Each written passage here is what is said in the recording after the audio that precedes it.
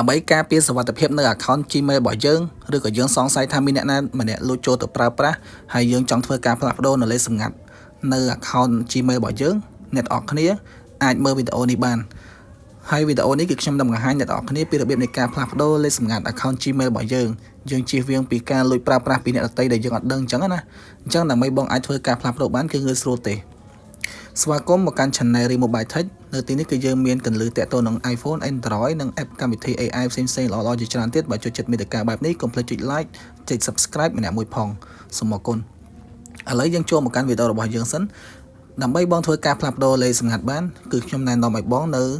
install ឬមួយក៏ download កម្មវិធីនេះមួយមកកម្មវិធី Gmail ហ្នឹងដើម្បីបងងាយស្រួលក្នុងការផ្លាស់ប្ដូរឬក៏គ្រប់គ្រង account របស់យើងអញ្ចឹងដើម្បីបងអាចធ្វើការផ្លាស់ប្ដូរបានបងសូមចូលទៅកាន់កម្មវិធីហ្នឹងមកពេលដែលបងបានបើករួចបងនឹងឃើញមានផ្ទាំងនៅខាងលើគេរូប profile របស់យើងហ្នឹងខាងស្ដាំដៃ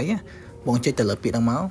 ហើយបងនឹងឃើញមានពាក្យមួយដែលគេបានដាក់ថា manage your Google account ហើយបងចុចទៅលើពាក្យហ្នឹងទៅពេលបងបញ្ចុចទៅលើពាក្យហ្នឹងរួចវានឹងឃើញនៅផ្ទាំងបែបនេះជាច្រើនអញ្ចឹងអ្វីដែលបងត្រូវចុចបន្តទៀតគឺមានតែមួយទេ security and sign in បងចុចទៅលើពាក្យហ្នឹងទៅហើយពេលដែលបងបានចុចទៅលើពាក្យហ្នឹងរួចបងសូមធ្វើការអូសឡើងទៅលើបន្តិច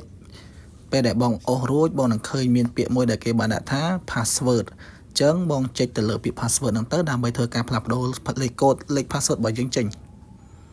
អញ្ចឹងបងសូមរងចាំបន្តិចនៅត្រង់កន្លែងហ្នឹងគឺវាទាមទារឲ្យបងវាយបញ្ចូលនៅលេខកូដចាស់របស់យើងចេញសិនអញ្ចឹងណាអញ្ចឹងខ្ញុំសូមធ្វើការវាយនៅលេខកូដចាស់របស់វាសិនចាំបន្តិចបន្ទាប់ពីខ្ញុំបានវាយបញ្ចូលនៅលេខកូដចាស់របស់ account Google ខ្ញុំរួចហើយយើងសូមធ្វើការចុចទៅលើពាក្យ next បន្តទៀតមក